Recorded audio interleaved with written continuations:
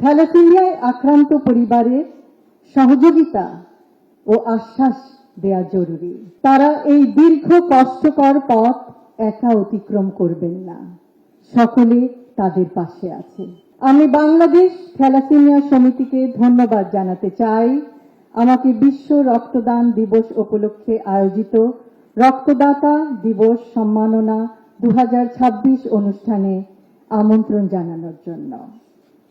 আমরা আজ যখন আলোচনা করছি তখন বাংলাদেশের 90,049টি গ্রামে, 4,599টি ইউনিয়নে, 503টি উপজেলায়, 64টি জেলায় বহু মানুষ থ্যালাসেমিয়া রোগে আক্রান্ত হয়ে জীবনের শেষ দিনগুলি অতিবাহিত করছেন।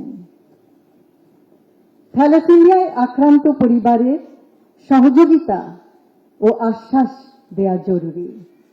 তারা অবহিত নন যে থ্যালাসেমিয়া একটি প্রতিরোধযোগ্য ব্যাধি। তারা অবহিত নন থ্যালাসেমিয়ার চিকিৎসা সম্পর্কে।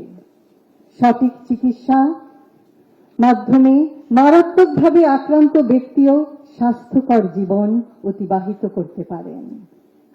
এক্ষেত্রে একটি সচেতন মানবিক সমাজ হিসেবে আমরা কিছু পদক্ষেপ নেয়ার প্রয়াস করতে পারি। থ্যালাসেমিয়া যোদ্ধা ও তাদের পরিবারের আশ্বস্ত করা, তারা এই দীর্ঘ কষ্টকর পথ একা অতিক্রম করবেন না, সকলে তাদের পাশে আছে।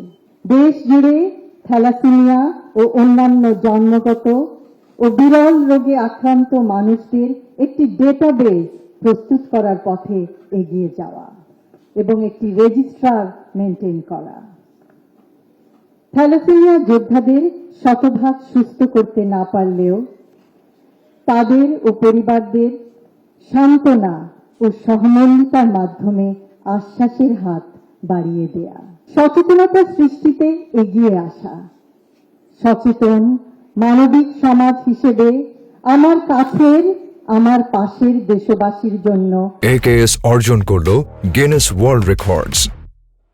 AKS আমরা এটুকু করলে নিশ্চয়ই পরিস্থিতির উন্নতি হবে ইনশাআল্লাহ। অন্তঃসত্ত্বাকালীন সময়ও স্ক্রিনিং করে শনাক্ত করা যায়।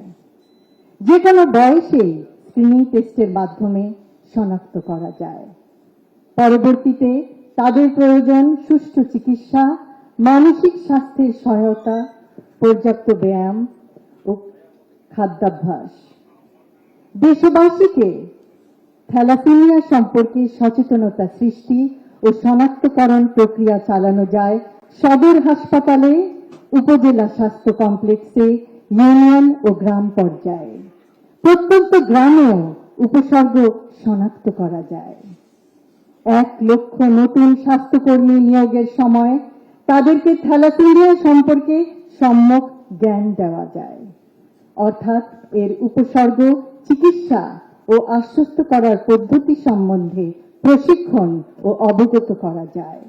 এর মাধ্যমে বাংলাদেশের গ্রাম, ইউনিয়ন, উপজেলা, জেলা পর্যায়ে বহু নতুন ও পুরনো রোগী শনাক্ত হবে। শনাক্তকরণের পরের ধাপে ক্যাটাগরি অনুযায়ী বিভক্তিকরণ: থ্যালাসেমিয়া মেজর, থ্যালাসেমিয়া মাইনর এবং থ্যালাসেমিয়া ট্রেট। চিকিৎসকদের যতদূর সম্ভব সহায়তা ও সহযোগিতা লাভ করলে রোগী ও তার পরিবার অনেকাংশে চিন্তামুক্ত ও আশ্বস্ত হবেন। আমি বাংলাদেশ থ্যালাসেমিয়া সমিতির সকল সদস্যকে আন্তরিক ধন্যবাদ জানাতে চাই। এত দীর্ঘ সময় ধরে 1989 থেকে অদ্যাবধি পর্যন্ত থ্যালাসেমিয়ায় আক্রান্ত ব্যক্তি ও পরিবারবর্গের সাহায্যের স্তম্ভ হিসেবে পাশে দাঁড়ানোর জন্য।